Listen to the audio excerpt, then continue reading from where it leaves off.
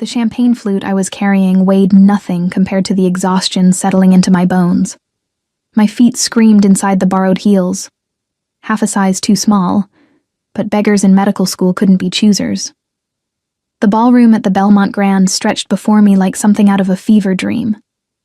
Crystal chandeliers dripping light onto marble floors, women draped in jewels that could pay my tuition 3 times over, men in tuxedos worth more than my car. I was invisible here, just another server weaving through the crowd with a practiced smile, offering canapes to people who wouldn't remember my face 5 seconds after I walked away. That's exactly how I liked it. "Excuse me, miss." A hand shot out, fingers closing around my wrist with enough pressure to make me stop. The man attached to those fingers was maybe 50, silver-haired, wearing a smile that made my skin crawl. Richard Castellano. I'd heard whispers about him from the other servers. Real estate mogul. Married. Handsome. "You're much prettier than the champagne you're serving." I pulled my wrist back firmly but politely. Years of dealing with handsy customers at various jobs had taught me the dance. "Thank you, sir. Can I get you anything else?" "Your number would be nice." His eyes traveled down my body with the subtlety of a freight train. "Not on the menu, I'm afraid." I kept my voice light, professional, already calculating my exit route. The kitchen was 20 feet to my left, the main exit obscured by at least 50 guests. "Everything has a price, sweetheart." He moved closer, and I caught the sharp tang of expensive scotch on his breath. "What's yours?" My jaw tightened. Self-respect. Turns out it's priceless. His expression darkened, fingers reaching for my arm again. I stepped back, ready to make a scene if necessary.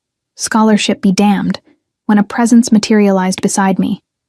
Not beside me, behind me. A wall of expensive cologne, and barely contained danger that made the air itself feel different.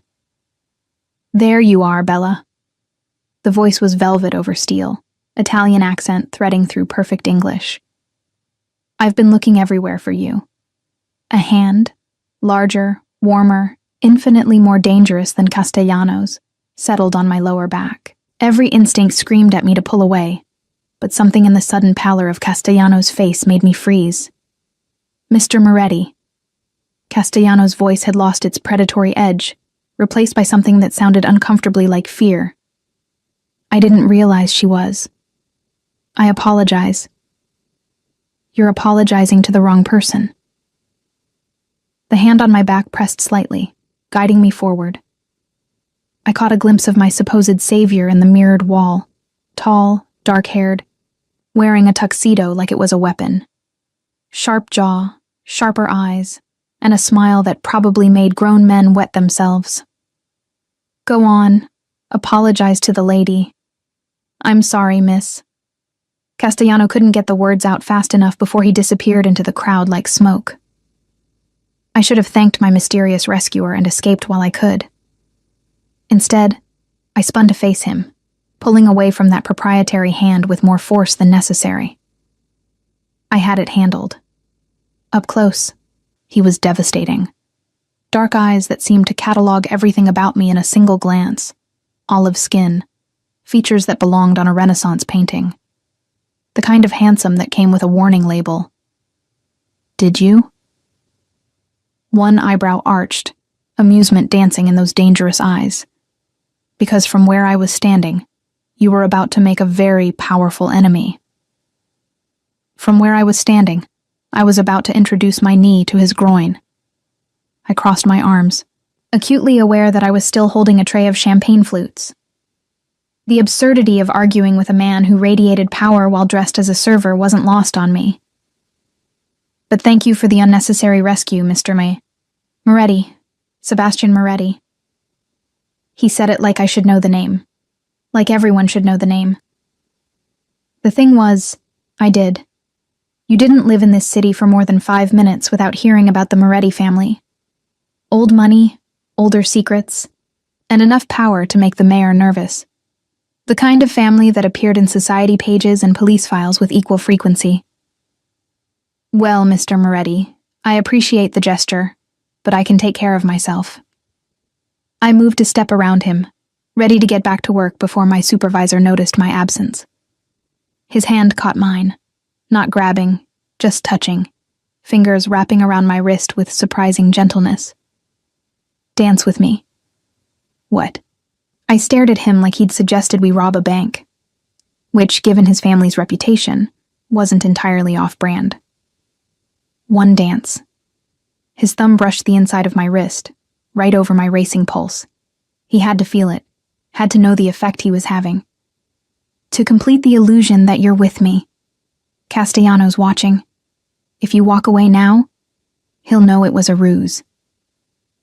I followed his gaze, and sure enough, Richard Castellano was lurking near the bar, eyes fixed on us with an expression that made my stomach turn. The rational part of my brain, the part that had gotten me through organic chemistry and pathophysiology, was screaming at me to refuse, to walk away from Sebastian Moretti and everything he represented. But the exhausted, frustrated part of me that was tired of being grabbed and propositioned and treated like I was invisible except when men wanted something. That part took the tray of champagne, set it on a nearby table, and placed my hand in his. One dance, I said firmly. Then I go back to work, and you forget you ever saw me.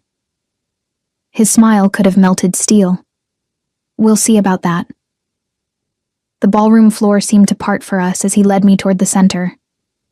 Other couples were already swaying to the orchestra's rendition of something classical and romantic, the kind of music that belonged in movies about people whose problems I couldn't fathom. Sebastian's hand found my waist, and I was suddenly aware of every point of contact between us.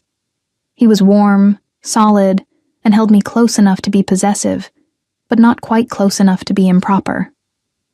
Years of dance lessons announced themselves in the confident way he led. "You're supposed to put your hand on my shoulder," he murmured, amusement coloring his tone. "I'm supposed to be working," I shot back, but I complied, trying to ignore how perfectly we fit together. This is insane. This is necessary. We began to move, and I was grateful for the ballroom dance class my mother had insisted on when I was 13. Castellano needs to believe you're under my protection. Otherwise, he'll try again. Your protection? I looked up at him, really looked, and saw something flicker in those dark eyes. I'm not some damsel who needs... I know exactly what you are. His voice dropped lower, intimate despite the crowd around us. You're clever, stubborn, and too brave for your own good. You're also exhausted, working at least 2 jobs, and approximately 3 seconds away from telling me to go to hell. My breath caught. How did you... Your hands. He glanced down at where my left hand rested in his right. Calluses on your fingertips, probably from writing or typing. Medical textbook spine imprint on your jacket pocket. You've been on your feet for hours, but you're still standing straight because you refuse to show weakness. And you looked at me like you know exactly who I am and aren't impressed. Should I be impressed? The words came out more challenging than I'd intended, but something about him made me want to push back, to see what he'd do. His smile widened, genuine this time. Most people are terrified. Most people are boring. He laughed, an actual laugh that transformed his face from merely handsome to absolutely lethal. Other couples glanced our way, and I realized with a start that we were the center of attention. Sebastian Moretti didn't just command respect, he commanded rooms. What's your name, Bella? His hand on my waist pressed slightly, drawing me infinitesimally closer. Every instinct screamed at me not to tell him, to maintain the anonymity that had kept me safe in his world. But there was something in his eyes. Curiosity mixed with something darker, more intense, that made me reckless. Sophie. Sophie Reed. Sophie. He said it like he was tasting wine, rolling it around to savor the flavor. It suits you. Strong but soft. I'm not soft. No. His gaze traveled over my face with an intensity that made me feel exposed. You're steel wrapped in silk. Dangerous combination. Says the man who just terrified a real estate mogul with 3 words. Richard Castellano is a coward who preys on women he thinks are powerless. Something cold entered Sebastian's expression, turning him from charming to lethal in a heartbeat. He needed to understand that you're not. Because I'm with you? I couldn't keep the skepticism from my voice. Because you're you. The orchestra swelled, and he spun me smoothly, pulling me back against him with practiced ease. But the perception of my protection doesn't hurt. In this world, appearance is everything. What world is that exactly? I knew the answer, but I wanted to hear him say it. His smile turned sharp. The one where power matters more than morality, where alliances are built on fear and broken with blood. The world your medical school professors pretend doesn't exist. You mean the criminal underworld. I held his gaze, refusing to look away despite the warning bells clanging in my head. I prefer to think of it as alternative governance. He was teasing now, but there was truth underneath the humor. The law handles some disputes. I handle others. By breaking the law, by operating in the spaces between laws. He leaned closer, breath warm against my ear. But let's not pretend the legitimate world is any less corrupt. At least I'm honest about what I am. I should have been afraid, should have pulled away and run back to my safe, legal, ordinary life. Instead, I found myself intrigued, dangerously intrigued. And what are you, Sebastian Moretti? His name felt strange on my tongue, too intimate, too familiar. Tonight? His hand slid up my spine, leaving heat in its wake. I'm the man who's very interested in why a medical student is serving champagne at a charity gala. Student loans aren't going to pay themselves. There are easier ways to make money. Legal ways? I challenged. I was going to say safer. The song was ending. Couples around us beginning to separate and applaud the orchestra. Serving drinks to men like Castellano is dangerous. So is dancing with men like you. His laugh was low, appreciative. Probably more so. He should have released me, should have let me return to work. Instead, he held my gaze, still swaying slightly even though the music had stopped. Have dinner with me. Absolutely not. Lunch then. Breakfast. Coffee. He was relentless, but his smile suggested he was enjoying my resistance. I'm very flexible. I'm very busy. Everyone's busy. Prioritize me. The sheer arrogance should have been infuriating. Instead, I felt my lips twitch toward a smile. Why would I do that? Because you're curious. His thumb brushed across my knuckles, a small touch that sent electricity up my arm. Because you want to know what happens next. Because you're brave enough to find out. Or stupid enough. There's a fine line. Finally, he stepped back, releasing me with obvious reluctance. Think about it, Sophie Reed. You know where to find me. I really don't. He pulled a card from his jacket pocket. Heavy stock. Embossed lettering. Probably cost more than my weekly paycheck. Now you do. I took it automatically, then immediately regretted it. This was exactly how bad decisions started. With a handsome face, a compelling argument, and a business card that felt like a loaded gun. I should get back to work. I needed distance, needed to think without those dark eyes scrambling my brain. You should. But he didn't move, didn't stop watching me like I was the most interesting thing in the room. But you won't call, will you? Definitely not. Liar. He said it softly, almost affectionately. You'll think about it. About me. About this. He gestured between us, at the space that still felt charged despite the physical distance. And when you're done pretending you're not interested, you'll call. You're very sure of yourself. I'm very good at reading people. He took one step back, then another, that devastating smile never wavering. Good night, Sophie. Try not to assault any more real estate moguls tonight. No promises. His laugh followed me as I fled. There was no other word for it, back toward the kitchen. I could feel eyes on me, whispers trailing in my wake.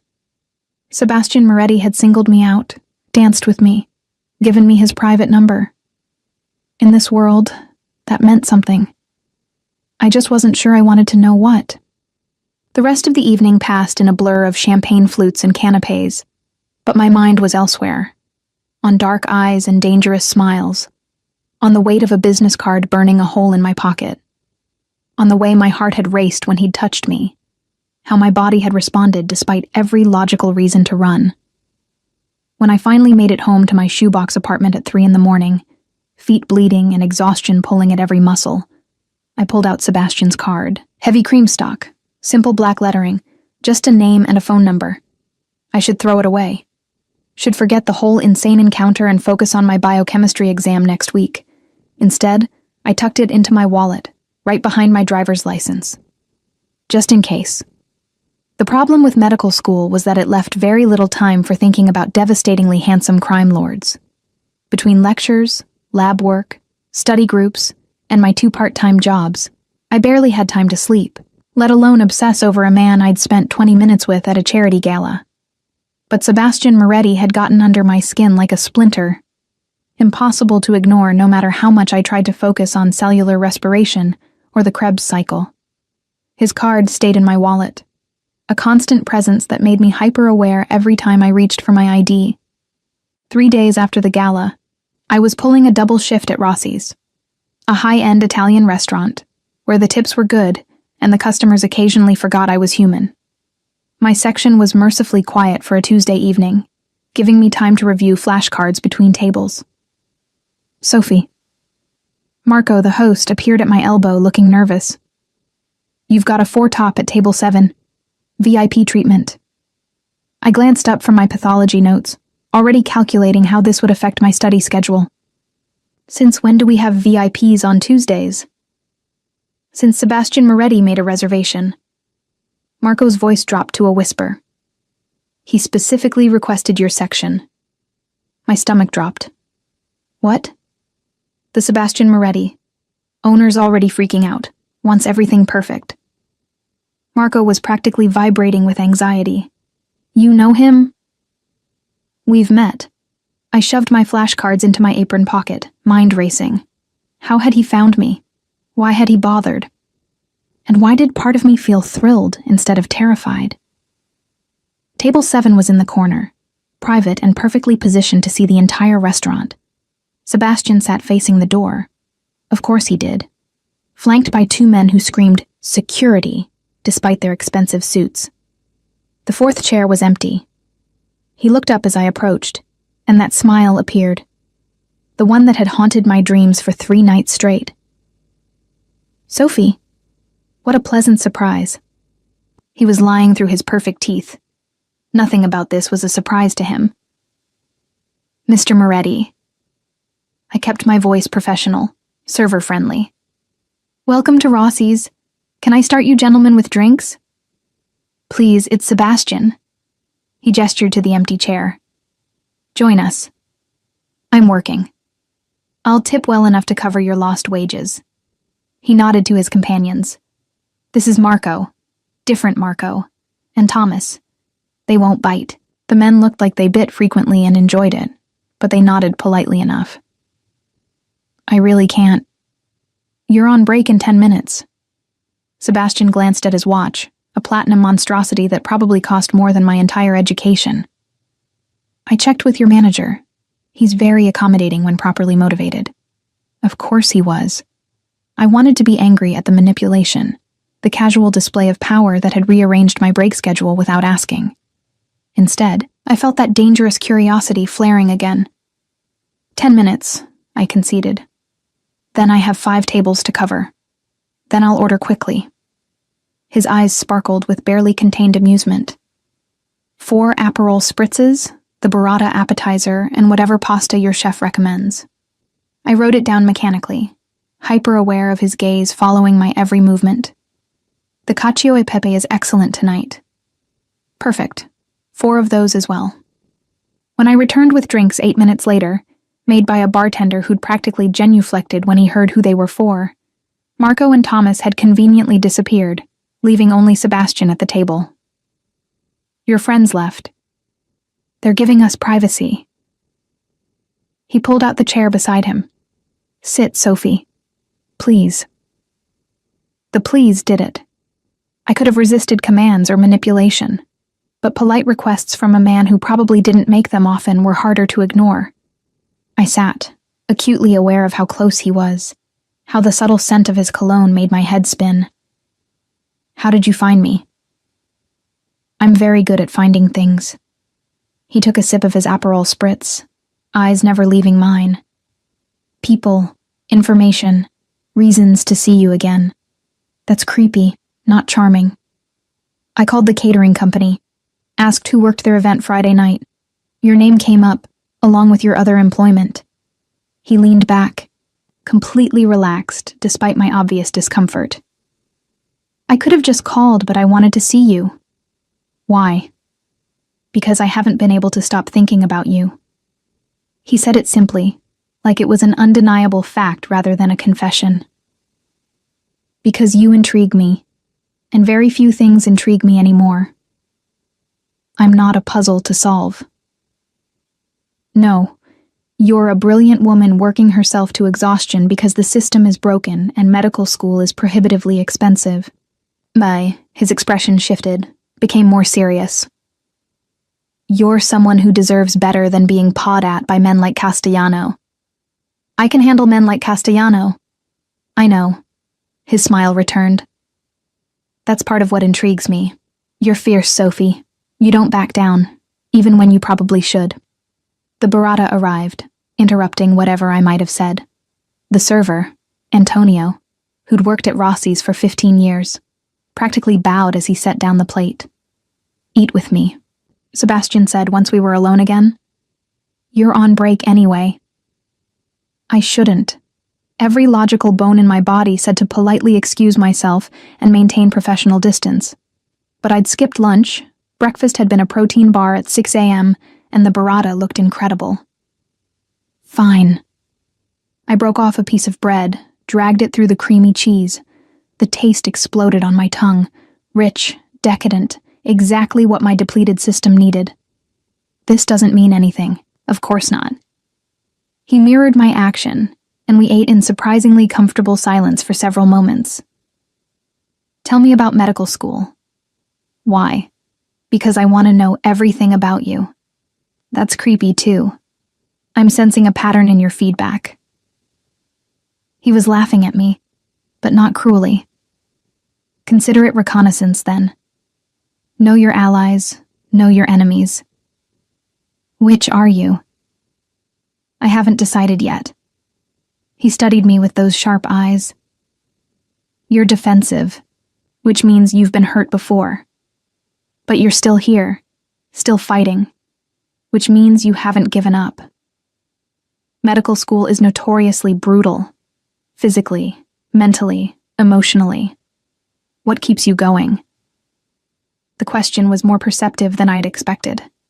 I chewed slowly, considering whether to give him a real answer or a convenient lie. My brother. The truth surprised me, slipping out before I could stop it. He died when I was 15. Treatable condition, but we couldn't afford the right care. I watched him suffer because we were poor and the system didn't care. I met Sebastian's gaze, daring him to show pity. So now I'm going to be the doctor who does care, who treats people regardless of their ability to pay. Something shifted in his expression. Recognition, maybe, or respect. Noble goal. Naive goal, according to most of my professors. Naive and noble aren't mutually exclusive. He finished his drink, signaled for another round without breaking eye contact. The world needs more people who haven't learned to compromise their ideals, says the man who runs a criminal empire. I prefer to think of it as a family business with aggressive expansion strategies. The humor was back, deflecting. And I do more for this city than most politicians. By breaking the law? By providing services the law can't or won't? He leaned forward, intensity radiating from him. Protection for businesses the police ignore. Justice for victims the courts fail. Order in chaos. That's a convenient rationalization. It's the truth. No smile now, just brutal honesty. I'm not a good man, Sophie. I've done things that would horrify you. But I'm honest about what I am. And I take care of my people. Is that what you want? To take care of me? I couldn't quite keep the sarcasm from my voice. Among other things. His gaze dropped to my lips, lingered, then returned to my eyes. I want to know what makes you laugh. What you dream about besides medicine. Whether you prefer coffee or tea, sunrise or sunset, violence or mercy. That's quite a list. I have time. I don't. I glanced at my watch. My 5-minute break had stretched to 12. I need to get back to work. Have dinner with me. Properly this time, not while you're working. Sebastian, 1 meal. No expectations, no pressure. He pulled out another card. This one with an address handwritten on the back. Friday night. I'll send a car at 7. I didn't say yes. You didn't say no. He stood as I did, towering over me in a way that should have felt threatening, but instead felt protective. Think about it. What's the worst that could happen? I could think of about 50 terrible outcomes, ranging from caught in Mafia crossfire to fall hopelessly for dangerous criminal. But what came out was, I could have a terrible time. His smile could have lit the room. Then I'll have failed spectacularly. But I don't think that's what you're really afraid of. He was right, damn him. I was afraid of having a wonderful time, of wanting more, of falling into his orbit and losing myself in the process. The rest of my shift passed in a haze. Sebastian and his men ate their pasta, left a tip that made my manager practically weep with joy, and disappeared into the night. The card with the address burned in my pocket like a live coal. I made it until Thursday before I caved. Standing in my apartment at midnight, surrounded by anatomy textbooks and the crushing weight of student debt, I pulled out my phone and the card with Sebastian's number. My fingers hovered over the keys. This was stupid. Reckless. Exactly the kind of thing that derailed promising medical careers and ended with newspaper headlines about brilliant student found dead in apparent mob hit. I typed, "This is Sophie. What's the dress code for Friday?" The response came within 30 seconds. "Cocktail attire. I'm very pleased you texted. Don't be. I'm just confirming details." "Of course. I'll have the car pick you up at 7. I sent him my address, then immediately regretted it. He probably already knew it, had probably known it since the gala, but giving it freely felt like a surrender. "Sophie? Yes? I'm looking forward to Friday." Despite everything, I smiled at my phone like an idiot. Try not to get arrested before then. No promises. Friday arrived too quickly and not quickly enough. I spent the morning in classes, the afternoon studying, and the evening second-guessing every decision that had led to this moment. My wardrobe was tragically unprepared for cocktail attire. I finally settled on a simple black dress, borrowed from my roommate, who'd demanded full details afterward, and the same 2 small heels from the gala. Hair up or down? Down. Up looked too formal. No, down looked too casual. Up it was. The car arrived at 7 exactly. Not a car. A town car, sleek and black with tinted windows. The driver held the door, professional and polite, and I tried not to feel like Cinderella heading to a very dangerous ball. The address Sebastian had given me was in the historic district, where old money built mansions and new money tried to buy respectability. The car pulled up to a building I recognized, the Nero Club, invitation only, the kind of place where deals were made and secrets were kept. Sebastian waited at the entrance, devastating in a dark suit that probably cost more than my car. His face when he saw me made the borrowed dress and painful heels worth it. "Sophie." My name sounded like a prayer. "You look incredible. You look dangerous." "I am dangerous," He offered his arm, but never to you. I shouldn't have believed him.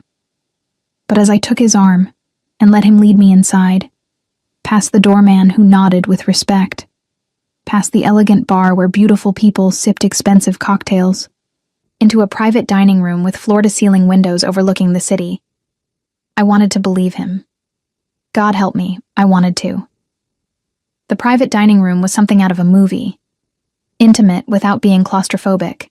Elegant without being pretentious. Floor-to-ceiling windows showcased the city lights glittering below like scattered diamonds. A single table sat in the center, set for two with crystal and candles that cast dancing shadows across pristine white linens. This is... I searched for words that weren't either insulting or revealing. Excessive. I wanted privacy. Sebastian pulled out my chair with old-world courtesy. You make me want to impress you, Sophie Reed. It's an unusual feeling. I sat, hyper-aware of his hands on the back of my chair, the heat of him behind me. Do you usually not care what people think? I usually know exactly what people think.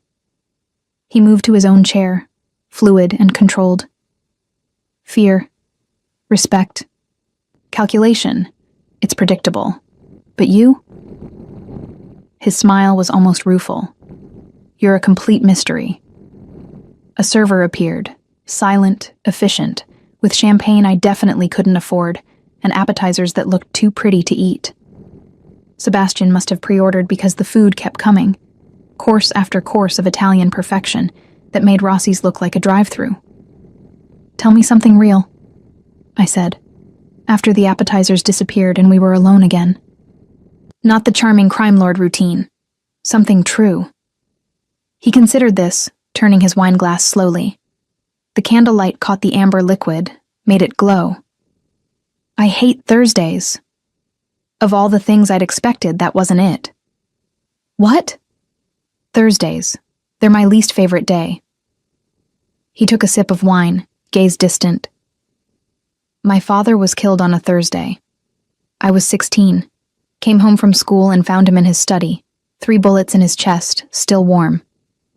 The air left my lungs. Sebastian, you asked for something real. His attention snapped back to me, sharp and focused. That's the moment I stopped being a boy and became what I am. Thursday afternoon, 4:15 p.m., everything changed. I reached across the table before I could stop myself, my hand covering his. I'm sorry.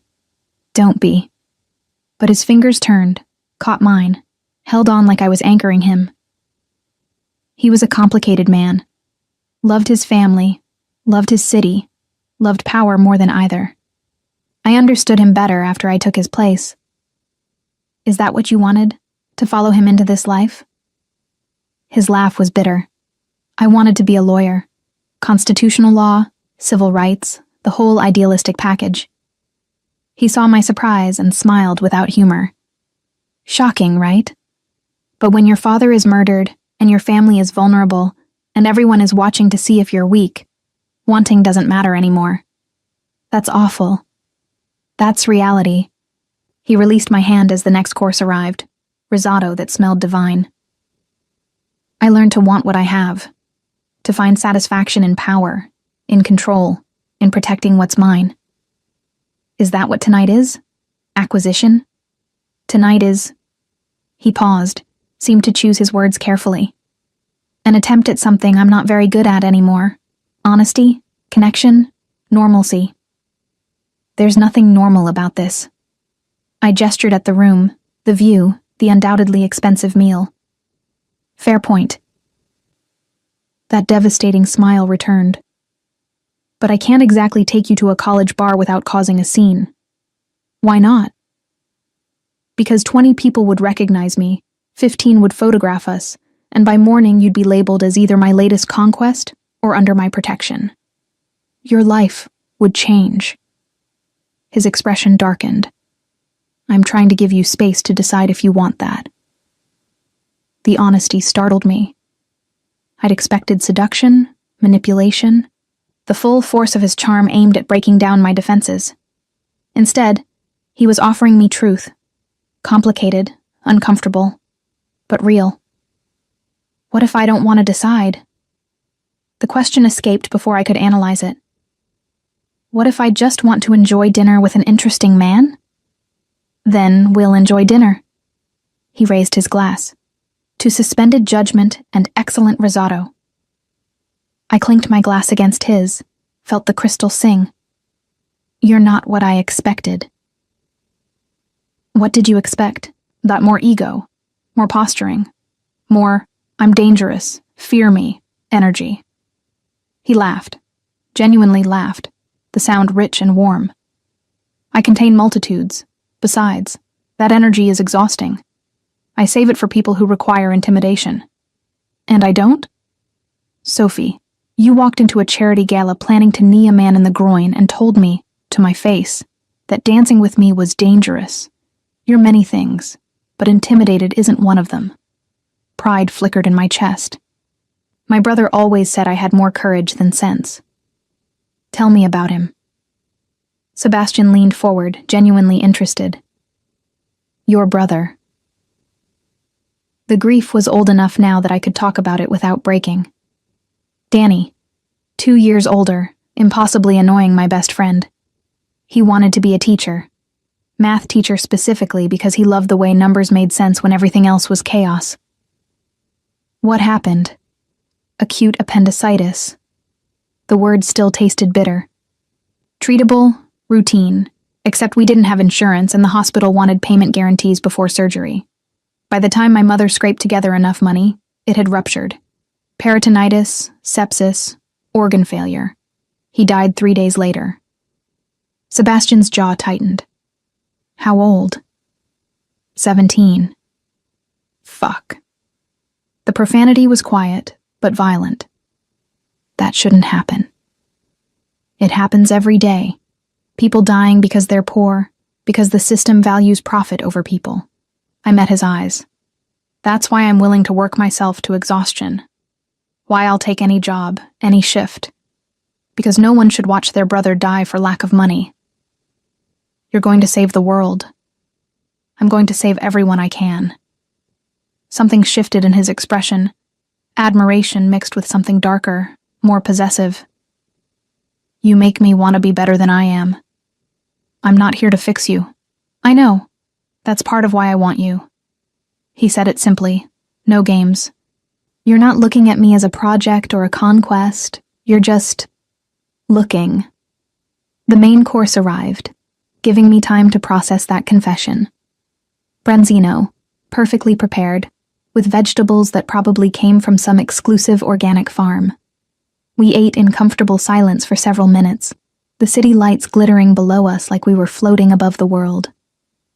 Can I ask you something? I finally ventured. Anything. What happens after tonight? Sebastian set down his fork, giving the question the weight it deserved. That depends entirely on you. That's not an answer. It's the only answer I have. He reached across the table, not grabbing but offering his hand palm up. An invitation. I'm interested in you, Sophie. More interested than I've been in anyone for years. But I'm also aware that my life is complicated and dangerous, and not conducive to normal relationships. I placed my hand in his, felt his fingers close around mine. What if I don't want normal? Then we'll figure out extraordinary together. His thumb traced circles on my skin, sending electricity up my arm. But I need you to understand what you'd be walking into. My world has rules, and breaking them has consequences. Are you trying to scare me off? I'm trying to be honest. His grip tightened slightly. People close to me become targets. They become leverage. If we do this, whatever this becomes, you'll be in danger simply by association. I'm already in danger. I live in a city where men like Castellano think they can grab whoever they want, where student debt is crippling and healthcare is a privilege. I leaned forward. At least your kind of danger is honest about what it is. His smile was sharp as broken glass.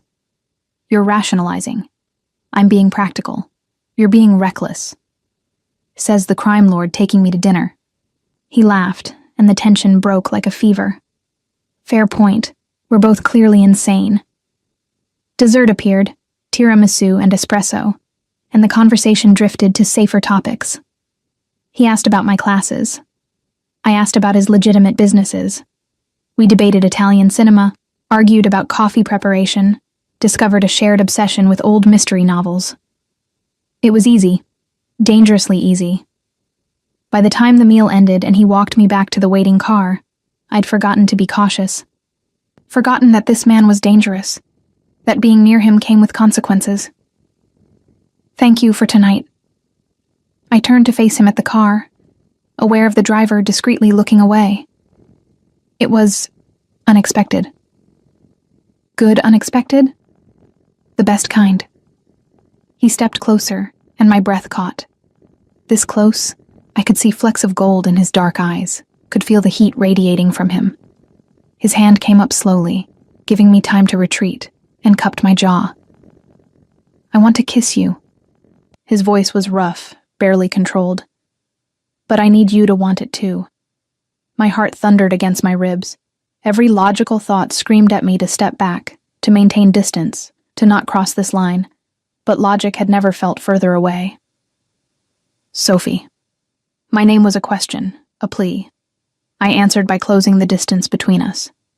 His lips met mine with surprising gentleness. No conquest, no domination, just careful exploration. He tasted like espresso and dark chocolate and something uniquely him that made my head spin. One hand stayed on my jaw while the other found my waist, pulling me closer but never demanding. I melted into him, hands fisting in his jacket, all my carefully constructed walls crumbling. The kiss deepened, turned hungry, and I heard myself make a sound that should have been embarrassing, but just made him hold me tighter. When we finally broke apart, both breathing hard, his forehead rested against mine. "Christ, Sophie. That was a mistake?"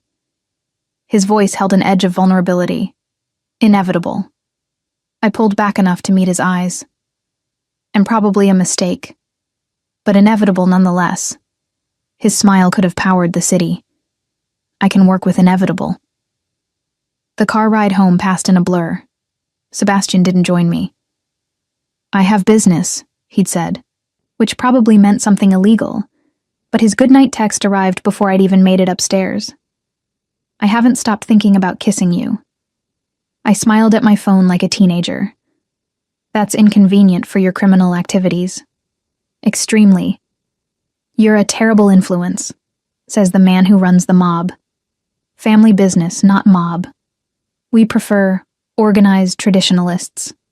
I laughed out loud, earning a strange look from my roommate who was camped on the couch with a textbook. "Good date?" Rachel asked, eyebrows raised. "Complicated date." The good ones usually are. She returned to her studying, but I caught her smile. I fell asleep with my phone in my hand, Sebastian's last text glowing in the darkness. "Sweet dreams, beautiful. Try not to save too many lives tomorrow. Leave some for me to protect." It should have been cheesy. Instead, it felt like a promise. I was in so much trouble. The following week established a pattern I knew I should break but couldn't quite manage.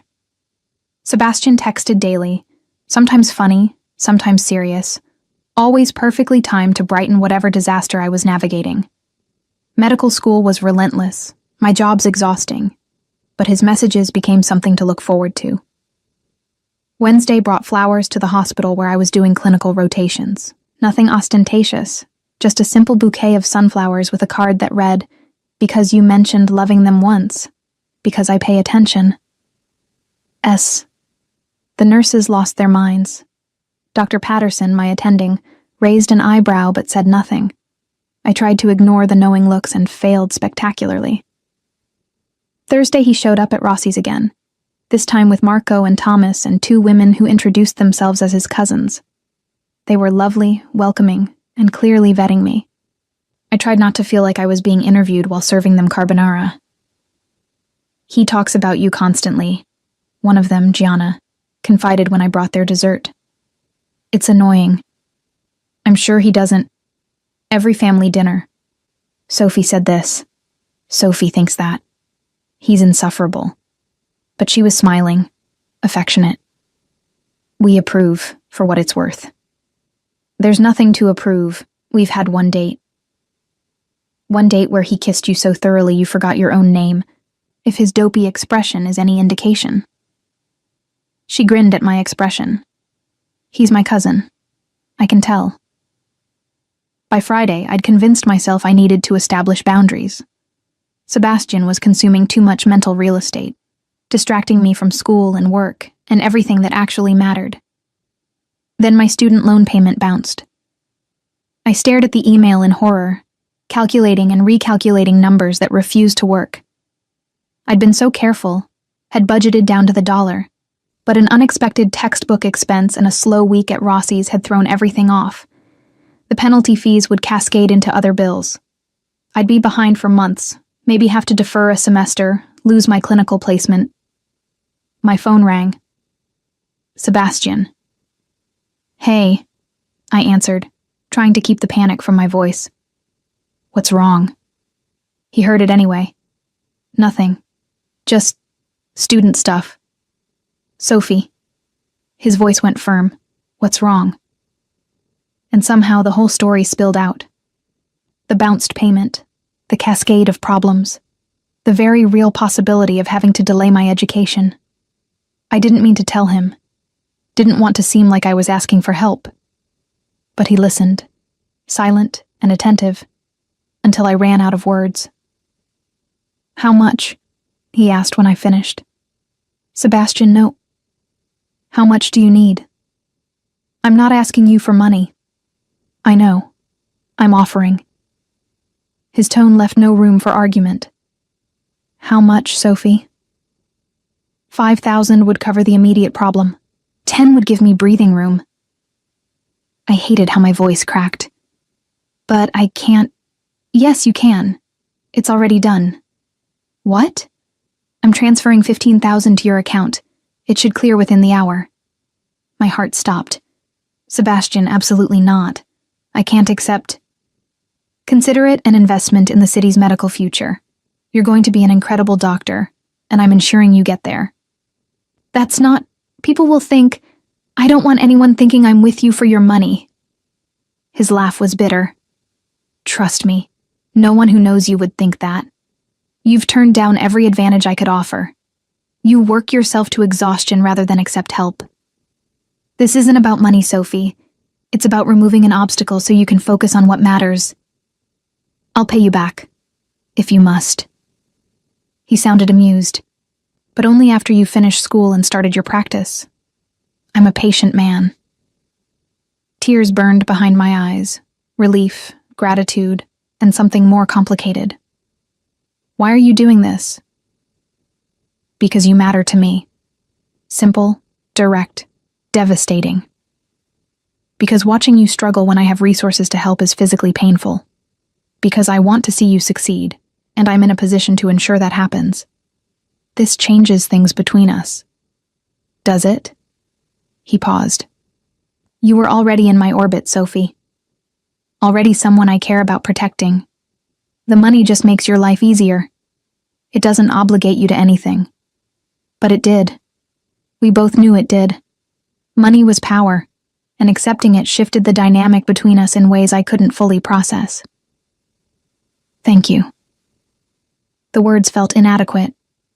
Seriously, Sebastian, thank you. You're welcome, Bella. I could hear his smile. Now go ace whatever exam you have tomorrow and stop worrying about money. I've got that covered. After we hung up, I checked my account. $15,000, cleared and waiting. More money than I'd ever had at once. I should have felt relieved, should have felt grateful. Instead, I felt trapped, like I'd crossed a line I could never uncross, accepted a gift that came with invisible strings. But when my landlord called about next month's rent, and I could pay it without panic, those strings started feeling more like safety nets. Maybe that's how it always started. One compromise at a time, until you looked up and realized you'd traded your independence for security. Or maybe I was overthinking it. Maybe Sebastian really was just helping. No ulterior motives, no hidden agenda. The problem was, I'd never been very good at self-deception. And I was starting to realize that when it came to Sebastian Moretti, I was willing to deceive myself about quite a lot. The money sat in my account like a ticking bomb for 3 days before I used any of it. Not because I didn't need it. My student loan company was sending increasingly threatening emails. But because accepting it felt like stepping off a cliff into water I couldn't see the bottom of. "You're being ridiculous," Rachel declared on Sunday morning, watching me stare at my laptop screen for the 100th time. "He gave you money with no strings attached. Pay your bills and move on. There are always strings. Maybe with normal people, but this guy runs a criminal empire. If he wanted something from you, he'd just take it." She paused. "Actually, that's terrifying. Forget I said that." But she had a point. Sebastian had numerous ways to manipulate or control me if that's what he wanted. The money felt more like care, which was somehow more terrifying than coercion. I paid my student loans, covered rent for 3 months, bought the medical textbooks I'd been putting off, put the rest in savings for the inevitable next crisis. The relief was immediate and overwhelming. For the first time since starting medical school, I could breathe without calculating how many shifts I needed to cover basic expenses. My phone buzzed. "You paid your loans." Good. I stared at the text, something cold slithering down my spine. "How do you know that?" I may have asked my accountant to confirm the transfer went through properly. That's invasive. That's thorough. "I wanted to make sure you actually used it. I should have been angry, should have felt violated. Instead, I felt seen. Like he understood that I would torment myself with guilt, rather than accept help. So he'd check to ensure I did. Thank you. Again. I know I keep saying it. But, thank you. Stop thanking me. Come to dinner Thursday. My place this time. Your place? Don't worry. Marco and Thomas will be there. Fully chaperoned. I'm making dinner. You cook? I contain multitudes, remember? Say yes. I should have said no. Should have established boundaries, maintained distance. Instead, what time? 7. I'll send the address. Thursday found me standing outside a brownstone in the historic district, second-guessing every life choice that had led to this moment. The building was elegant. Old money elegant. The kind that whispered, rather than shouted wealth. Sebastian answered the door himself, wearing jeans and a Henley that should have made him look casual, but instead made him look dangerously touchable. "Sophie, come in." The interior was stunning. Exposed brick, modern furniture that somehow complemented the historical architecture, art that looked suspiciously like actual museum pieces. But it also felt lived in. Books stacked on tables, a sweater thrown over a chair, photographs of people who must be family. "This is beautiful," I said honestly. "It's home." He led me toward the kitchen, where something smelled incredible. I bought it after my father died, needed space that was mine, not weighted with his memory. Marco and Thomas were already there, chopping vegetables with surprising competence. They greeted me warmly, and I realized with a start that these terrifying men had become familiar, comfortable. "What are we making?" I asked, drawn toward the kitchen despite myself. "Ossobuco, my grandmother's recipe." Sebastian handed me a glass of wine. "She taught me to cook when I was 12. Said a man who couldn't feed himself wasn't really a man. Smart woman. Terrifying woman." His smile was fond. She ran the family before my father, made him look soft by comparison. I watched him move around the kitchen with practiced efficiency, directing Marco and Thomas, adjusting seasonings, tasting sauces. This version of Sebastian, relaxed, domestic, laughing at his cousin's terrible jokes, felt more dangerous than the crime lord who'd faced down Castellano. Because this Sebastian was someone I could fall for. "Need help?" I offered, setting down my wine. "Can you dice tomatoes?" We fell into an easy rhythm, cooking together like we'd done it 100 times. Marco told inappropriate stories that made Thomas groan. Sebastian corrected my knife technique with gentle hands on mine. The kitchen filled with laughter and the rich scent of braised meat. It felt like family. Dinner was served at a massive table that could have seated 12, but currently held 4. The food was extraordinary, the wine better, the conversation easy and warm. Marco and Thomas treated me like I belonged, not like an outsider being vetted. "So, Sophie," Marco said over dessert, panna cotta that melted on the tongue. "What are your intentions toward our cousin?" "Marco," Sebastian's voice held warning. "What?" "It's a fair question. You're mooning around like a lovesick teenager. We need to know if she's serious." I should have been offended. Instead, I appreciated the directness. "I don't know yet. This," I gestured between Sebastian and myself, "is complicated." "Because he's a crime lord?" Thomas asked mildly. "Because I'm trying to build a legitimate career, and being associated with organized crime could destroy that before it starts." Sebastian's expression shuddered. "That's fair."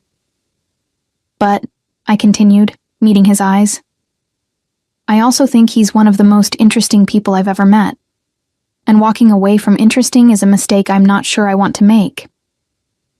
The smile that crossed his face could have powered the sun. After dinner, Marco and Thomas made themselves scarce with obvious excuses about urgent business. Sebastian poured us both more wine and led me to the living room, where floor-to-ceiling windows showcased the city lights. "Your cousins are subtle," I observed. "They're really not." He sat beside me on the leather couch, close but not crowding. "But they mean well. They care about you." Family is everything in my world. His hand found mine, fingers interlacing. It's the only thing that matters, really. Power, money, territory, those are tools. Family is the purpose. "Tell me about them, your family." So he did. About his grandmother who'd terrorized the city with iron will and sharp intelligence. His father who'd tried to balance tradition with progress and died for it. Marco and Thomas and Gianna and a dozen other cousins, uncles, aunts, a sprawling network of people bound by blood and loyalty. "You love them," I said softly. "More than anything." He turned to face me fully. "Which is why I need you to understand the risk. People know that family is my weakness. They'd use you to get to me. I can take care of myself." "I know, but I'm asking you not to have to." His free hand came up, cupped my jaw with devastating tenderness. "Let me protect you, Sophie. Not because you need it, but because it would kill me if something happened to you because of me. That's a lot of pressure. That's honesty." His thumb brushed across my cheekbone. "I'm trying to be smart about this, to give you outs, to make sure you understand what you're walking into. But the truth is, I'm already in too deep. I care about you, and in my world, that makes you a target." "What if I don't care about being a target? Then you're braver than I am." He leaned closer, breath warm against my lips. "Or crazier." "Both, probably." He kissed me then, slow and deep and perfect. Not the hungry desperation of our first kiss, but something more profound. Like a promise, like a confession, like a question that only I could answer. When we broke apart, his forehead rested against mine. "Stay tonight." My heart stuttered. "Sebastian." "Not like that. I mean, stay for a movie, for conversation, fall asleep on my couch if you want. He pulled back enough to meet my eyes. "I'm not ready for you to leave yet." The vulnerability in that admission undid me. This powerful, dangerous man who controlled half the city was asking me to stay like I was the one with power. "Okay," I whispered. "I'll stay." We ended up watching old noir films on his ridiculously comfortable couch, me tucked against his side like I belonged there. He explained the cinematography. I mocked the dialogue, and somewhere around 2 a.m. I fell asleep with his arm around me and his heartbeat steady beneath my ear. I woke to sunlight streaming through windows, and Sebastian's jacket draped over me like a blanket. He was in the kitchen, making coffee, wearing the same clothes from last night. "Did you sleep?" I asked, voice rough from sleep. "I had business calls."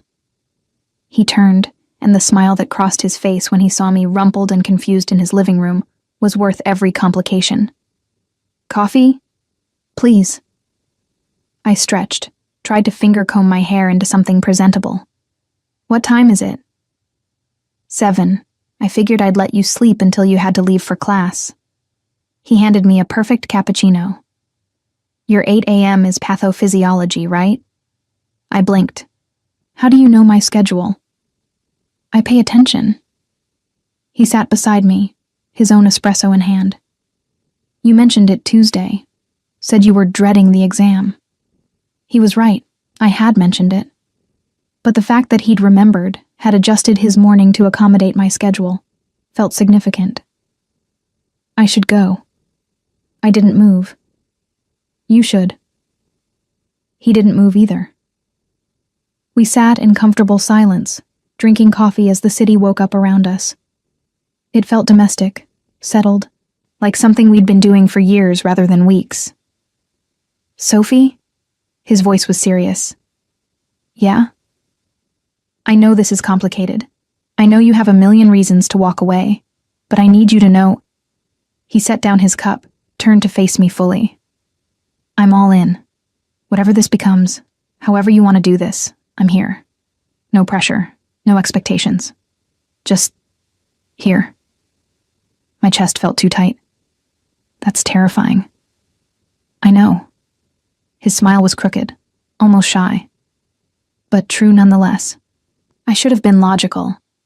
Should have listed all the reasons this couldn't work.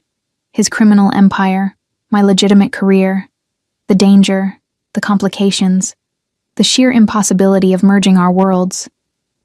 Instead, I leaned over and kissed him. Soft, brief, but full of everything I couldn't say. "I'm not walking away," I said against his lips. "I'm probably going to regret that, but I'm not walking away." His arms came around me, holding tight like I might disappear. "Good, because I have no idea what I'd do if you did." I made it to class with 3 minutes to spare, still wearing yesterday's clothes and what had to be an obvious post-makeout glow. Rachel took one look at me and burst out laughing. "You stayed over." On his couch, fully clothed, very innocent. "Right, and I'm the Queen of England." She linked her arm through mine as we headed to our seats. "So, are you official now?" "I don't know what we are." "But you know you're something." "Yeah." I couldn't stop smiling. "We're definitely something." The something became increasingly difficult to define over the next few weeks. Sebastian integrated into my life with surprising ease, showing up at the hospital with lunch when I worked late, texting encouragement before exams, sending cars to drive me home when weather was bad. He never pushed for more than I was willing to give, never demanded time I didn't have, just made himself available, constant and steady, until I couldn't imagine my days without him in them. "This is dangerous," I told him one night at his place, curled up in his bed after falling asleep during a movie. We still hadn't slept together, not really slept together, but the line was getting blurrier. "What is?" His fingers traced patterns on my arm. "This. Us. How comfortable I'm getting with you." "Why is that dangerous?" "Because I'm starting to need you." I turned to face him in the darkness, and I swore I'd never need anyone. "Needing someone isn't weakness, Bella." His hand cupped my face. "It's trust, and trust is the bravest thing you can offer. Even when the person you trust is a criminal? Especially then." He kissed my forehead. "Because you know exactly what I am and choose me anyway." He was right, and that terrified me. I knew what Sebastian was, knew the darkness he was capable of, the violence his world demanded. But I also knew his loyalty, his fierce protectiveness, the way he loved his family with everything he had. And I was starting to realize he might love me the same way, The thought should have sent me running. Instead, it made me burrow closer, breathing in his scent, letting myself trust that maybe, just maybe, this impossible thing could work. I was either the bravest woman alive or the stupidest. Probably both. But as Sebastian's arms tightened around me and his breath evened into sleep, I couldn't bring myself to regret a single choice that had led me here, even if I should. The thing about falling for someone in the criminal underworld is that violence doesn't announce itself. It doesn't send invitations or RSVPs. It just shows up, uninvited and bloody, and reminds you that choosing this life means accepting its darkest parts. I learned that lesson 3 weeks after spending the night at Sebastian's place. Really spending the night. Crossing that final line we'd been dancing around since the first kiss.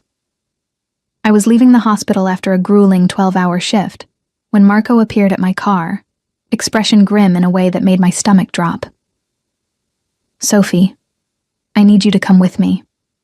"What happened?" My medical training kicked in before panic could. "Is someone hurt?" "Sebastian's fine, but we need to get you somewhere safe." His hand was on my elbow, firm but not rough. "There's been a situation." The car ride to Sebastian's brownstone took 15 minutes that felt like hours. Marco wouldn't elaborate beyond, "Wait for Sebastian," which meant it was bad, really bad. Sebastian met me at the door, and relief crashed through me so violently I nearly stumbled. He was intact, unmarked, no visible injuries, but his expression was pure murder. "What happened?" I demanded, letting him pull me inside. "Castellano happened." His voice was ice. "He came after you." The floor seemed to tilt. "What?" Sebastian led me to the living room, sat me on the couch with careful hands that contradicted his violent expression. "One of his men followed you from the hospital tonight. Marco intercepted him before he could approach you, but the message was clear." "What message?" "That you're not under my protection, that you're fair game." His jaw clenched hard enough to hurt. "He's trying to force my hand, to make me choose between your safety and starting a war." "What does that mean?" But I knew, had known since the first night that Sebastian's world operated on different rules, where women became pawns and violence was negotiation. It means I need to eliminate the threat. Sebastian crouched in front of me, hands on my knees. "And I need you to let me." "Eliminate?" The euphemism was clear. "You mean kill him?" "I mean remove him from the board in whatever way ensures he can never touch you." His eyes bored into mine, dark and absolutely certain. "I won't apologize for that, Sophie. This is what protecting you looks like in my world." I should have been horrified, should have run screaming from the man calmly discussing murder like it was a business decision. Instead, I found myself asking, "Will it start a war?" "Possibly." His honesty was brutal. "Castellano has alliances, connections. Taking him out will have consequences." "Then don't." The words came out stronger than I felt. "Don't start a war because of me." "Sophie?" "I mean it, Sebastian. I'm not worth people dying over." My hands covered his, squeezing tight.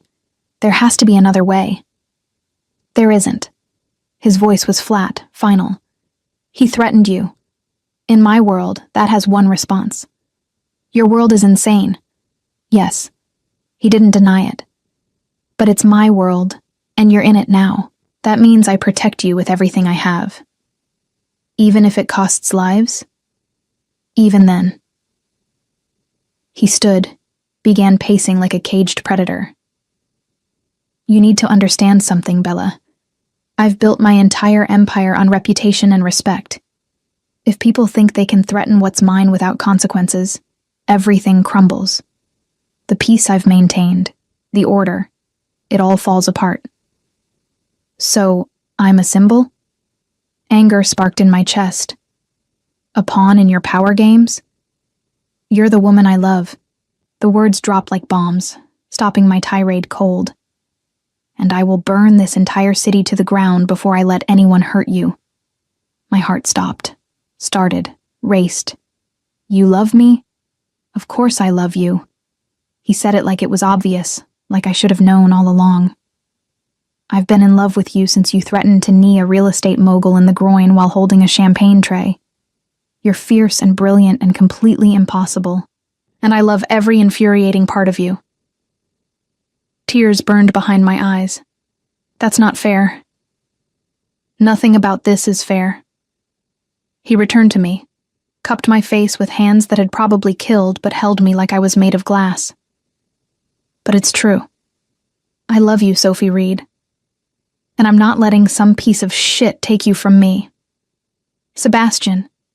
No. His forehead pressed to mine. I need you to trust me.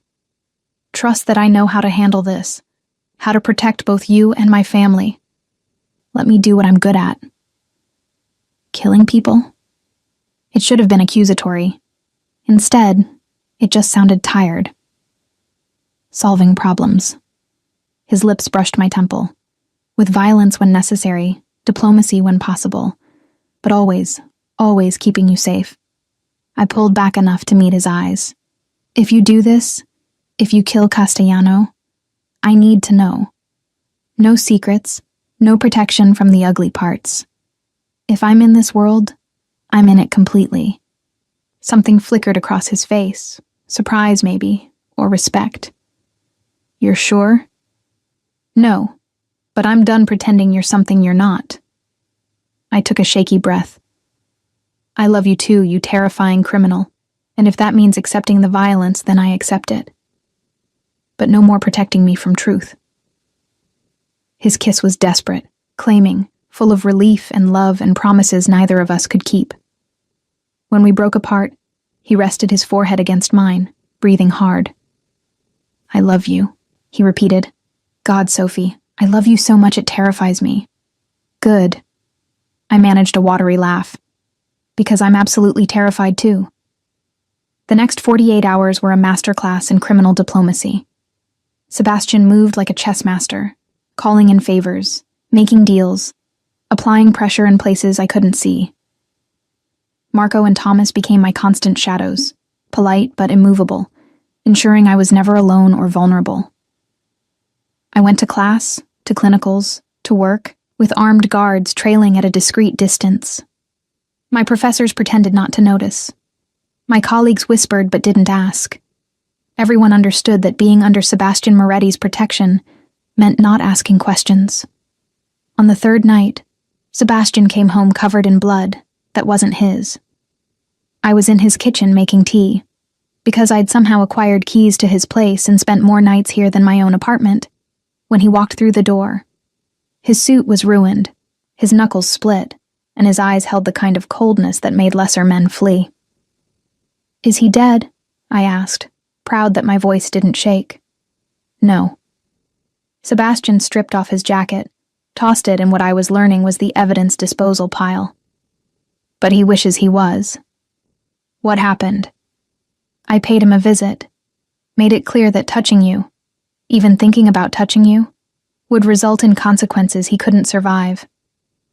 He moved to the sink, began washing blood from his hands with practiced efficiency. He's leaving the city, tonight, with a permanent understanding that this territory is closed to him. You let him live. You asked me not to start a war. He turned to face me, water still dripping from his hands. So I found another way. One that preserves my reputation while honoring your request.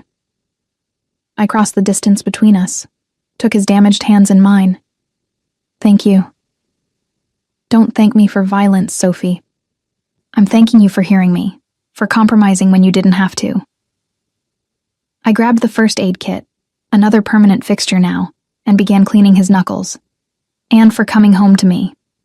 His other hand tilted my chin up. Always. I'll always come home to you. We stood in his kitchen, me patching his wounds while he watched with an expression so soft it made my chest ache. And I realized this was my life now. This strange balance of medical school and criminal protection, studying for exams and watching the man I loved wash blood from his hands. It was insane, It was dangerous. It was somehow exactly right. "Stay," he said quietly. "Not just tonight. Move in. Make this your home too." "Sebastian, I know it's fast. I know you need your independence." His thumb brushed across my lips. "But I sleep better when you're here. Think better. Breathe easier. And I'm selfish enough to want that permanently. My lease is up next month. Convenient timing. This is crazy."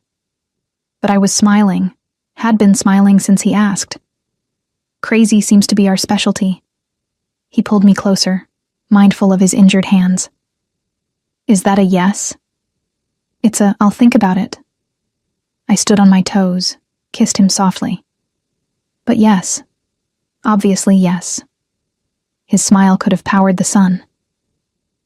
"I'll have Marco move your things next week." Presumptuous. Efficient. He kissed me again, deeper. And accurate. Moving in together changed things. Made the relationship undeniably real in ways that terrified and thrilled me.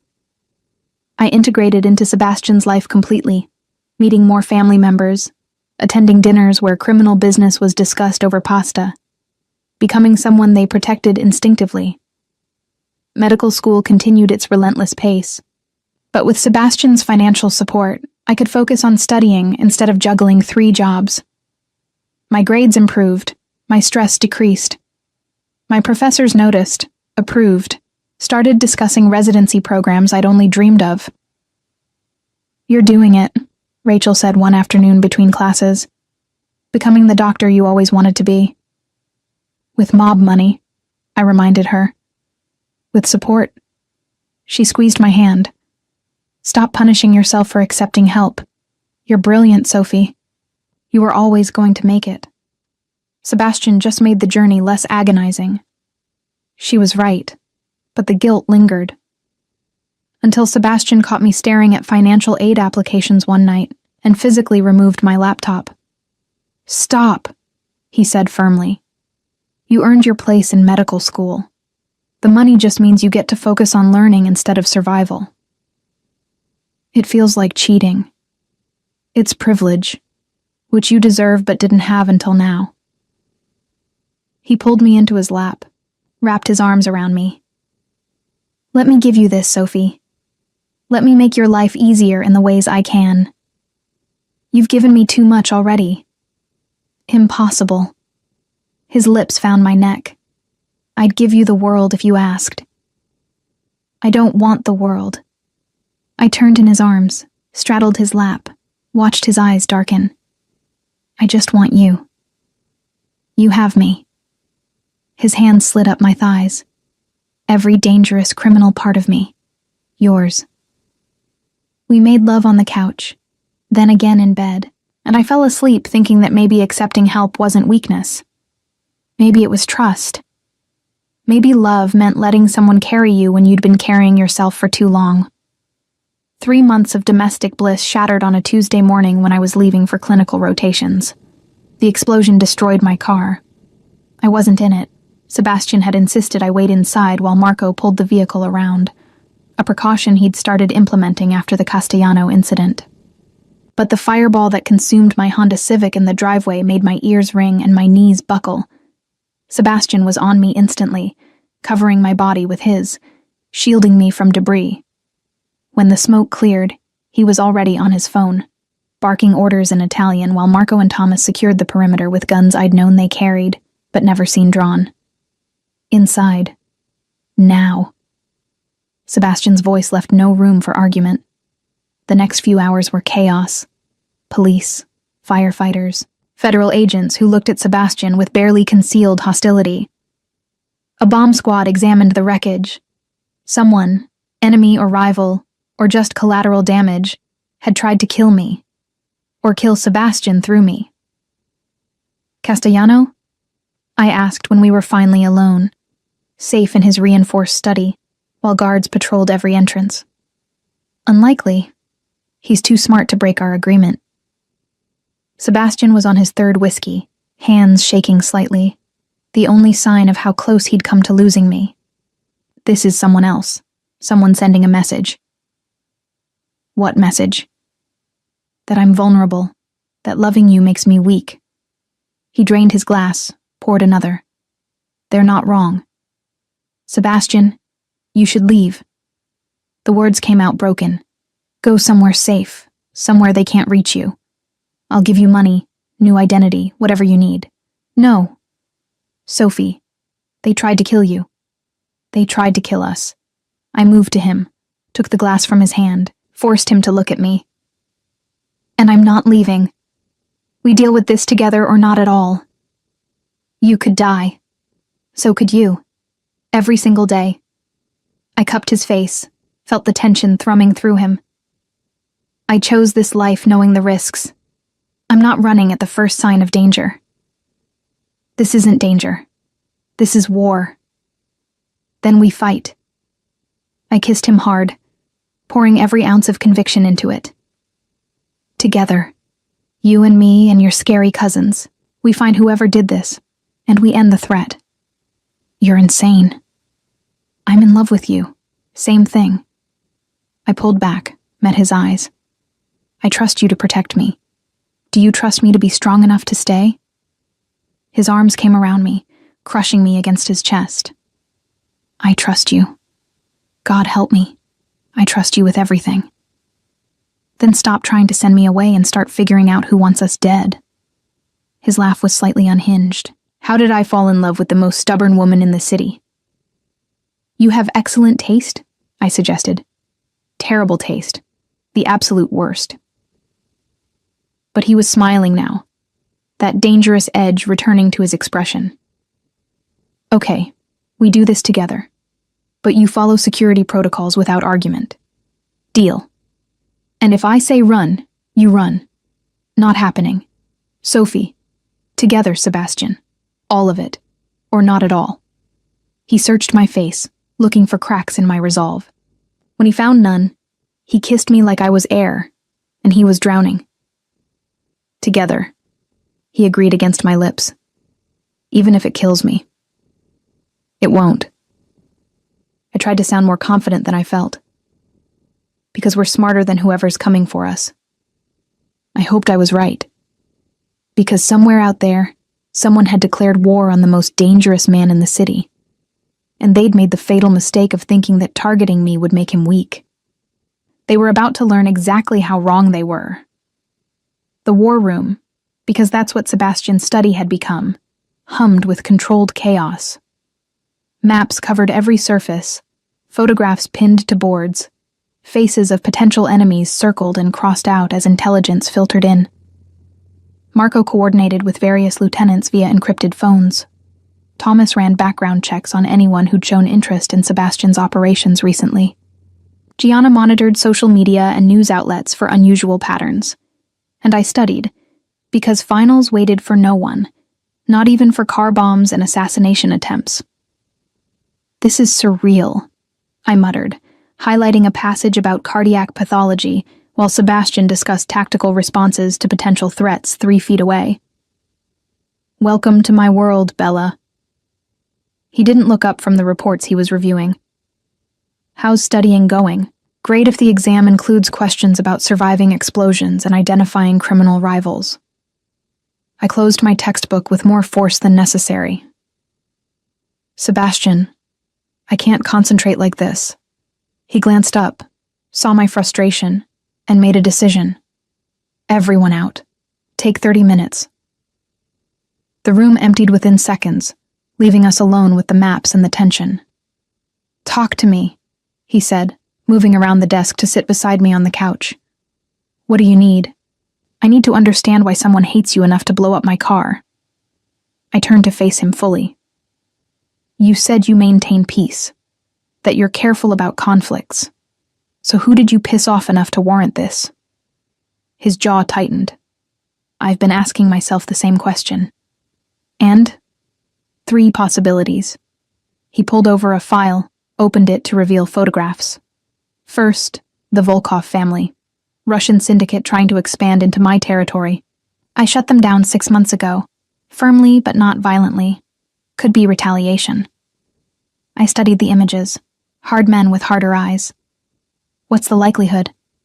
30%. The Volkovs prefer direct confrontation. Bombs are messy, attract attention they don't want. Second option?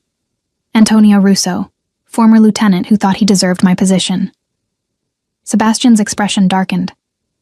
I exiled him rather than killing him. Mercy I'm now regretting. He has motivation and means. Percentage? 40.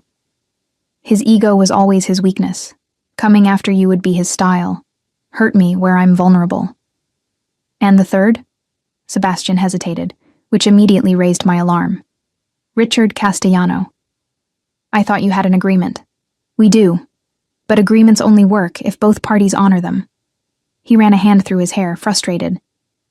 I may have been more thorough in my warning than I initially told you. My stomach dropped. How thorough? He may have lost several fingers and his ability to have children. Sebastian's voice was flat, unapologetic. He came after you. I made sure he understood the consequences. Jesus, Sebastian. Don't! His eyes snapped to mine, hard and uncompromising. Don't look at me like I'm a monster for protecting you. He would have done worse, would have hurt you in ways that... He cut himself off, jaw clenched. I took a breath, processed, remembered who I'd fallen in love with. Okay, so Castellano had motivation for revenge. 30% probability, but if it's him, he's working through proxies. His allies have gone quiet since the incident. So we have 3 enemies and no proof. I rubbed my temples, trying to think logically while my heart raced. What's the plan? I'm pressuring all 3 simultaneously, making it clear that whoever tried to kill you just signed their death warrant. His hand found mine, squeezed. But I need you somewhere safe while I work. We've had this argument. I'm staying. Sophie. No. I stood, began pacing. You want me safe? Fine. But hiding me away doesn't solve the problem. Whoever did this needs to believe they failed completely, that I'm not scared, not running, not giving them satisfaction. Sebastian watched me with an expression I couldn't read. What are you suggesting? I'm suggesting we make a statement. The idea formed as I spoke. Your family has that charity gala next week, right? The annual fundraiser? Yes. But there's no way I'm bringing you to. That's exactly where you bring me. I turned to face him fully. You parade me around like nothing happened. Show everyone that their attempt failed, that we're stronger than ever. Make them desperate. Desperate enemies make mistakes, he finished slowly. Understanding dawned in his eyes. You want to draw them out. I want them to know they failed. And I want to stand beside you publicly, so everyone understands that I'm not a weakness. I'm a partner. You'll have a target on your back. I already do. At least this way I'm controlling the narrative. I moved to him, straddled his lap, forced him to look at me. I'm not fragile, Sebastian. I'm smart and capable and tired of being treated like something that needs protecting in a locked room. His hands gripped my hips, probably harder than he intended. If anything happens to you, it won't, because you're the best at what you do, and what you do is keep people safe. I kissed him softly. Trust me. Trust us. I trust you. He pulled me closer, buried his face in my neck. I'm just terrified of losing you. Then let's make sure that doesn't happen. The gala preparations consumed the next week. Sebastian assigned additional security, discreet but thorough. I received combat training from Thomas, who taught me defensive maneuvers and where to strike for maximum damage. Marco ran me through evacuation protocols until I could navigate the venue blindfolded. And I studied, because my cardiology final waited for no one, not even strategic bait operations. You're insane, Rachel declared when I told her the plan.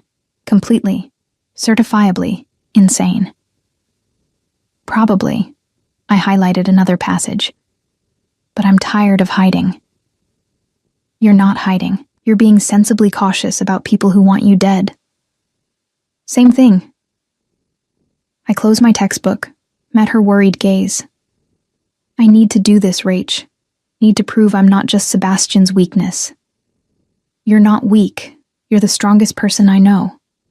She grabbed my hand. But strength isn't the same as invincibility. Please be careful. I will. I have a crime lord and his entire family making sure of it. The night of the gala arrived with crystalline clarity. The kind of perfect evening that made me nervous because it felt like the calm before violence. My dress was stunning. Deep red, designer, chosen specifically to make a statement.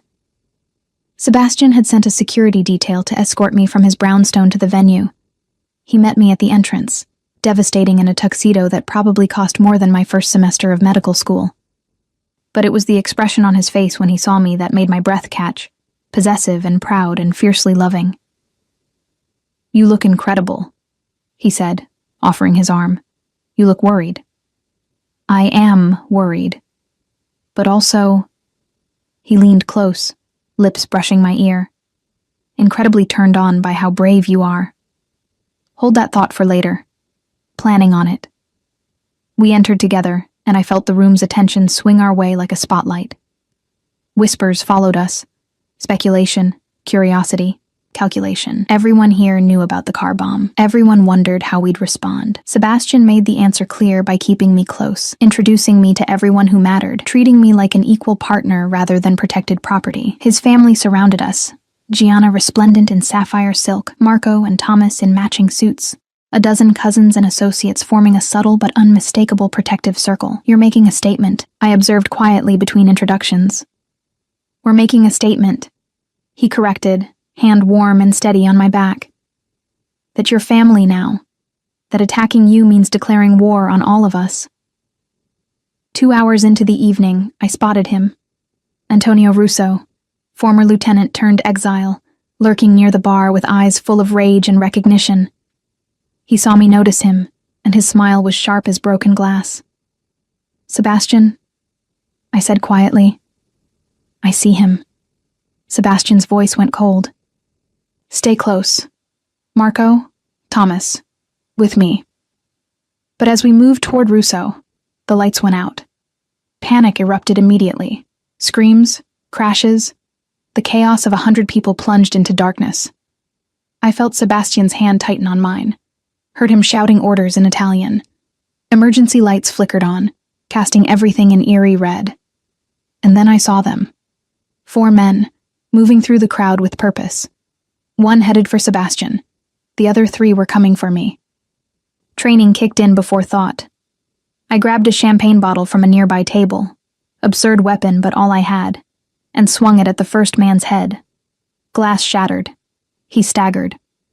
Marco appeared from nowhere, gun drawn, putting the man down with brutal efficiency. The second attacker grabbed my arm. I remembered Thomas's lessons.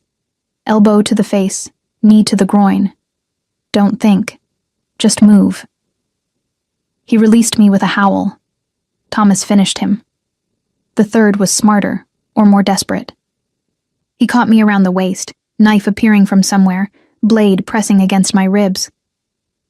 "Move and she dies," he shouted. Everything stopped. Sebastian froze mid-fight, the man he'd been systematically destroying forgotten. The entire room seemed to hold its breath. "Let her go." Sebastian's voice was death itself. "Let her go, and I'll make it quick." "You'll let me walk out of here," the man demanded, "or I gut her right now." I felt the knife point pressing harder, breaking skin. Felt warm blood trickling down my side. Saw Sebastian's face transform into something barely human. And I made a decision. I stopped fighting, went completely limp. The sudden dead weight made my captor stumble, knife shifting away from vital organs. In that split second, I drove my head backward into his nose with every ounce of force I had. He screamed. The knife clattered away, and Sebastian was on him. What happened next was brutal and efficient and over in seconds. By the time Marco pulled Sebastian off, the man was unconscious and possibly dead. Sebastian's knuckles were bloody, his tuxedo ruined, his eyes wild. "Sophie." He was on me immediately, hands running over my body, checking for injuries. "Jesus Christ, Sophie, you're bleeding." "I'm fine. It's shallow." I let him examine the knife wound, which was already clotting. "We need to secure Russo." "Fuck Russo. You're hurt. And you're bleeding from your eyebrow. We can compare injuries later." I grabbed his face, made him focus. "Sebastian, where's Russo?" Reality snapped back. Sebastian's expression shifted from panicked lover to tactical crime lord in an instant. "Marco, find Russo, now." But Russo was gone, fled during the chaos, leaving his hired guns behind. The ones who survived, two, barely, would provide information. Eventually. Police arrived within 10 minutes, by which time Sebastian's lawyers and legitimate connections had already crafted a narrative about hired security confronting armed intruders at a charity event. The knife wound became evidence of an attempted robbery. The violence became necessary defense. I gave my statement from the ambulance where EMTs fussed over what amounted to a deep scratch. Sebastian refused to leave my side, hand gripping mine like I might disappear. "You stopped fighting," he said quietly, while the EMT bandaged my ribs. "Made yourself dead weight. Where did you learn that?" "Physics. Sudden change in weight distribution causes loss of balance and grip strength. I read it in a self-defense manual." His laugh was slightly unhinged. "You used physics to escape a knife-wielding hitman. I'm very practical. You're going to give me a heart attack." But he was smiling now, the wildness fading from his eyes. "That was the bravest, stupidest thing I've ever seen. Learned from the best. I never want you in danger again. Then we better find Russo and end this." We found him 3 days later. Or rather, his body. Floating in the harbor, throat slit, with a very clear message carved into his chest. "Traitor." "Not our work," Marco confirmed when Sebastian got the call. "Someone else got to him first. Volkov or Castellano?" I asked from where I sat at Sebastian's desk, supposedly studying but mostly failing to concentrate. "Neither." Sebastian studied the crime scene photos with a frown. "This is internal. Someone in Russo's own organization turned on him." "Why?"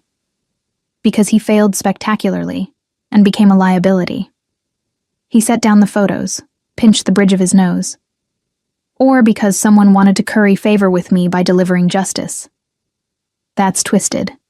That's business." He moved to where I sat, pulled me up and into his arms. "But it's over. Russo's dead, his associates have scattered, and everyone knows attacking you means death. So we won." It didn't feel like winning. "We survived. That's close enough." His lips found my temple, lingered there. "You were incredible, you know. Brave and smart and completely terrifying." "I was scared out of my mind. But you fought anyway. That's what courage is." I leaned into him, let myself finally feel the fear I'd been suppressing for days. "I don't want to do that again. I'll spend every day making sure you don't have to." His arms tightened. "But Sophie, if you do, if somehow this world demands it, I know you'll handle it. Because you're the strongest person I've ever met." Sweet talker. Truth teller. He tilted my chin up, kissed me softly. "I love you, and I'm sorry you got pulled into violence because of me." I walked into this with eyes open. I kissed him back, deeper. No apologies for choosing each other. Finals happened in a blur of exhaustion and adrenaline come down. I passed, barely in some cases, brilliantly in others, and officially entered my final year of medical school. Residency applications loomed. The future beckoned with all its complicated glory. Sebastian threw a party, intimate, just family, to celebrate both my survival and my academic success. Gianna made her famous tiramisu. Marco and Thomas told embarrassing stories about Sebastian's youth. I felt accepted in a way I'd never expected, folded into this strange, violent, loving family. You're one of us now, Gianna said quietly, finding me alone on the terrace overlooking the city. Not because you're with Sebastian, but because you fought for family. That matters. I don't regret it. I surprised myself by meaning it. Any of it. Good. Because my cousin is completely gone for you. It's actually adorable and kind of nauseating. I laughed, felt some of the tension finally leave my shoulders. He's not so bad. He's the best. Her expression went serious. But also the most dangerous. Don't forget that, Sophie. Love him. Trust him. But never forget what he is. I won't. I met her eyes. I can't. It's who he is, and I love all of it. Even the parts that terrify me. Then you'll be fine. She squeezed my shoulder. Welcome to the family, Dr. Reed. Later, in Sebastian's bed with the city lights casting shadows through the windows, I traced the still healing cut on my ribs and thought about choices and consequences. Regrets? Sebastian asked, reading my mind like always. About us? Never. I turned to face him, studied the man I'd chosen despite every logical reason not to. About becoming someone who fights at charity galas and dates crime lords? Occasionally. But I'm happier than I've ever been. More myself than I've ever been. I kissed him, soft and sure. You make me brave, Sebastian. Make me believe I can have everything. Career and love and purpose.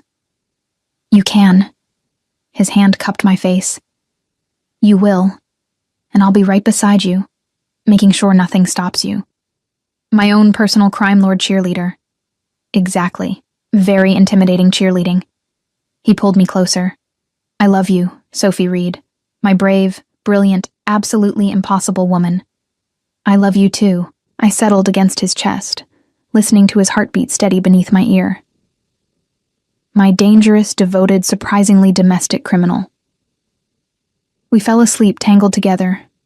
Two impossible people who'd found each other against all odds and refused to let go.